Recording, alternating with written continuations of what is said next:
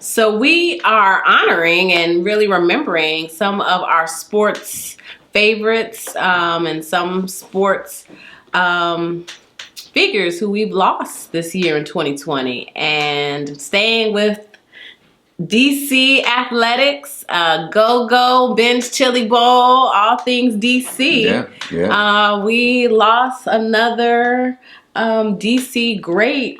Yeah, in the person figure. of Wes Unseld, Wesley Unseld, who was just the towering figure. Mm-hmm. Now, Kareem was 7'2", Shaq 7'3". Wes Unseld was 6'7", but literally at 6'7", which is no short height. Right. He was literally larger than life in DC as far as being just a force and a power. Again, another example of just living black manhood. A force on the court. Wes Unseld was originally with the Baltimore Bullets, who eventually traveled up 95, right up the Baltimore-Washington Parkway, and ended up as the Washington Bullets. Come on, visitors know the White House, but people from DC know certain landmarks. And the Capitol Center was there in Landover, Maryland. And he, if Yankee Stadium was the house that Ruth built, the Capitol Center was really the house that Wes Unseld, Elvin Hayes, and the rest of the Bullets of that era really helped to build with owner Abe Poland there. But a figure on and off the court. He was the coach after he played and was just a blockbuster player. Led the Bullets to a championship. I remember my godfather, I believe they won, it was 77, 78. My godfather was there at the championship game and went to those games. I remember at home we had a record that commemorated the Bullets championship when they won the NBA championship. So it's one of the things that's in our collection somewhere with my parents' things. But Wes Unseld played, he coached, and was an executive with the team. And so we remember just the impact and the life and the legacy of Wes Unseld. Also, when we talk about basketball, many times growing up, we saw, the TV advertisements to come and see the Harlem Globetrotters. Right. To come and see us. We talked about the Capitol Center. That was one of the places where they would play. Yes. And among the Harlem Globetrotters, one of the major ones we lost was Curly Neal this year. Ball-headed guy who would always spin the ball on his finger. And I always remember, I don't know, it just might be me, but the Gilligan's Island movie that they did with the Harlem Globetrotters was one of the things that I'll always remember. Speaking of basketball as well, we also lost Coach Jerry Sloan this year, who was a major force, who was before he was the coach of the Utah Jazz. Right. And we know Utah, they lost back-to-back to the Bulls in the 90s on their way to their sixth. But Jerry Sloan was a Bull. Right, that's right.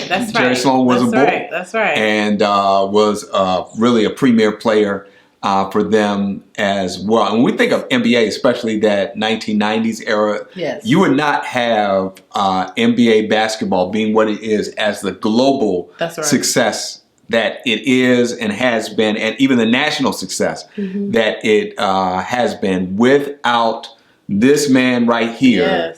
David J. Stern. Yes. David Stern, the commissioner of the league for 30 years, beginning in 1984. But before that, David Stern was the lawyer for the NBA. And one of his claims to fame, one of the major things that he did was he was one of the people who worked out the details for the merger with the ABA and the NBA. David Stern was one of the guiding forces behind that.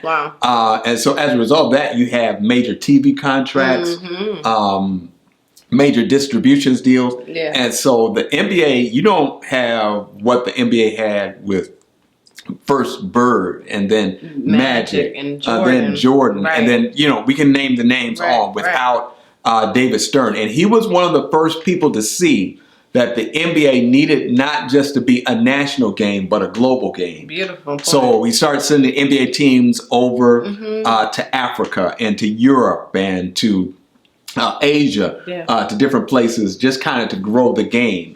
And as a result of that, I believe that's why you have an infusion of international players in the game today. I think that's such an amazing point. And what I think of David Stern, too, I think, you're relating back to his legal training and his work as a lawyer for the league. I think it's the strategic vision that he had that I do think is grounded a lot in his legal background. And I think that paired with, as you're saying, his understanding of marketability in the PR and the TV. And I think, you see a lot of the major players who I think really recognize his influence in helping their brand and helping them become more marketable, being able to, really expand their opportunities for wealth building and not just, as contracts and players, but also for the advertising and the branding, because with the TV contracts came an expansion really of marketing for players. So I think he is just really a consummate commissioner and just really set, I think, I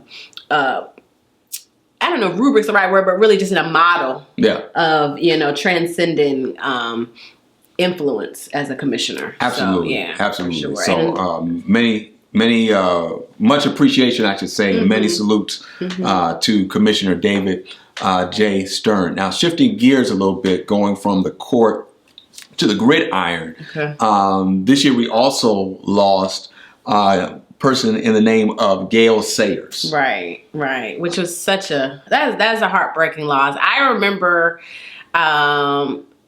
watching him with family because he was just considered I feel like there was a rooting for him as a man. Like he just seemed to be a consummate professional, just really classy. And I think he was one of my mom's early favorites. But yeah, I just always remember positive energy going towards Gayle Sayers. And I think we see that, and you really introduced me to the movie Brian Song. That is where I was really introduced to Gayle Sayers, was in the movie Brian Song. Gayle Sayers was played by Billy D. Williams. Billy D. Williams. And then I actually went back and looked at his career based on a true story of how Gayle Sayers really stuck by his teammate Brian Piccolo when he was diagnosed with cancer, and kind of shows the evolution of their friendship, especially in the times back in the 60s that they were teammates for the Chicago Bears, by the way. And so Gayle Sayers was a bad man on the football field, running back for the Chicago Bears at a time. I mean, we knew the Chicago Bears in the 80s when they won their one championship with Walter Payton, Refrigerator, Jim McMahon. We could name players on and on, but this is during a time when the Bears really weren't winning that much. But he was still just slicing and dicing people on the football field. And he set many records and did many feats in relatively a short career. But again, he brought so much impact to so many people. And one of the things, and this is kind of how people who have an impact on other people impact you. One of the people who he impacted was a person that I watch and we watch many times, Michael Wilbon, on PTI, who grew up in Chicago, really watching Gayle Sayers. And so one of the lessons learned, I guess, from this is that you never know how the impact you have on other people will actually have a ripple effect on others. And so we remember Gayle Sayers. Today, also in football, legendary coach Don Shula passed away in 2020. He led the Miami Dolphins to an undefeated season. Still no one has beaten that 14. Well, we've had the Patriots come and do that. But as far as winning and not losing during a season, we know that the Patriots. Can't leave that out. Yes, they did. They lost. They lost. They lost. They may have won it all in the regular season. But they lost when it came down to the championship, to the Super Bowl. But in that year when the Dolphins went undefeated, they played what is now known as the Washington football team. Back in '72, and I think you're setting something up. Didn't come full circle the way we wanted it to for the Washington football team. But one of the legends of the Washington football team, Bobby Mitchell, passed away this year as well. And Bobby Mitchell was the first black player on the Washington football team who still, despite it all, and he talks about some of the hard times that he went through, still supported the team and still maintained good relationships with those in the organization all throughout. So this year, during the 2020 season, you see on the Washington football team, you see the number 49 that all the players are wearing on their uniform. Oh, that's really nice. And that was Bobby Mitchell's number, and they're wearing that in honor and in tribute to him as well. And so as we shift from the gridiron, going to the baseball diamond this year, the city of St. Louis suffered 2 losses in the field of athletics as we're talking about it today. Number one was a person I know that my dad and your dad, they watched growing up, and that is Bob Gibson. The flamethrower. The flamethrower. Yeah, that hot. And Bob Gibson was quite just the athlete. Yeah. And he was also kind of a product of his era, and the things I've heard and listened to really in reflection of his passing really kind of let me know that he was kind of standoffish with the media. He was kind of very skeptical of the media and what would be said about him, and I think he had every reason. Yeah, as a black pitcher, there was a lot. Yeah, that was a very. She was real trailblazing at that point. Yes. So there probably was understandably. And so coming in the post, Jackie Robinson, Willie Mays is kind of on the tail end. I think Willie played till about 73. So from those years of 65 to 67. The 69 were really kind of hallmark years for Bob Gibson, but just an amazing, absolutely amazing player and quite a man as well. His teammate during that time, Lou Brock, as well. Yes. One of the people we remember who passed away this year, and someone who we used to listen to and watch all the time passed away this year, who was kind of like the voice of baseball for us for a while. Joe Morgan. That was really hard to hear. Yeah. And Joe Morgan, what I really appreciate about him is that he was kind of a historical bridge for the players of the past. And he always advocated for those who are the Negro Leagues. He always talked about not just the headline stories that we hear about Jackie Robinson, but the background about how really hard it was for those early years for Jackie Robinson, those other pioneering players. Such a great point. Who came into the league. He always had that voice, and he just had such a sharp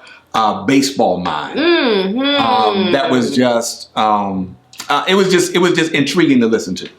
Absolutely, and I'm so glad that you made that point, because I think that's one of the things that was so endearing to me about him. And as you described, I thought he was so great with the stats and with the understanding of the game, and I thought he would often give you great insight as to what players may be thinking on the field as a play was going to happen. And for me, baseball, I've grown to love, but I felt listening to him really helped me to better understand the game and have an appreciation for when people are standing still or they're just looking, that there are things happening. Because a lot of times I think I'm used to sports that are in motion. And so a lot of times with baseball, you're kind of, waiting for the windup. You're waiting for this. And he would be great to me in helping to explain what was happening on the field, and that there is a lot more sometimes that meets the eye. And that you could understand the counts and you could see what, the strategy of baseball is. And I think that's what so many people who are really, like the old school kind of, writing down the stats, appreciate about baseball, but he helped me to understand that. So I think it's such a great point that it is the background, and I love the stories. And so it was the background and giving insight and his kind of first person account that really made it so relatable. Relatable, so but still was kind of a stickler for the rules of the game, for the tradition of the game, but really extended it. And his love of the game really came through, and it drew you in. Absolutely. That's a great point. So we remember Joe Morgan and all of these individuals that we've talked about today from the field of athletics, from the world of sports. Rafer Johnson, we remember, especially. We talked a little bit about him on All Roads Lead to L.A. Rafer Johnson was just kind of a man who kind of crossed many categories. Not only was he an Olympian, he was a champion for so many things. LA. He was one of the people who helped along with Eunice Kennedy Shriver, the Special Olympics. Right. And really headed the Special Olympics in LA. Rafer Johnson was also an actor, and he was actually recruited by Kirk Douglas, who was one of his friends, to actually play a part in the movie Spartacus. Wow. He was going to play a major role there, but he went there, and when he told the people who he was working with at the time in school that he was getting ready to play this role, they said, now, if you go play this role, you're no longer an amateur, you're a professional. Okay. So he didn't do it, but he ended up playing other major movie roles later. Also was recruited by his friend Rosie Greer to help along with the campaign of Robert F. Kennedy in 1968. And Rafer Johnson was one of the people who tackled Sirhan Sirhan on June 4th, I should say, 1968, in the Ambassador Ballroom, right after he was shot right off there in the kitchen. So Rafer Johnson was right there. And again, as we said before, he lit the cauldron at the 84 Olympic Games. And so we remember Rafer Johnson, world-class man today. And all these who have really been a part of impacting our lives, either directly or indirectly, they teach us and let us all know that no matter where you are, just make the most of every day, make the most of every moment, and you never know how something you do will have an impact and leave a legacy for those who are left behind. So as we get ready to wrap things up today, we want you again to please stay tuned. Let everybody know about All Roads Lead To with Al and Janae. We have other shows coming up where we're going to remember those. Today we talked about those in the field of athletics and sports. We also have things we're going to remember about people who we lost in 2020, who were just high achievers as well, who were just great people, achieved so many great things, as well as so many other things. And also in the world of entertainment. In the world of entertainment and the arts as well. So we have some great things on tap for you. By all means, stay tuned, tell a friend, and we'll see you the next time. Thanks for joining.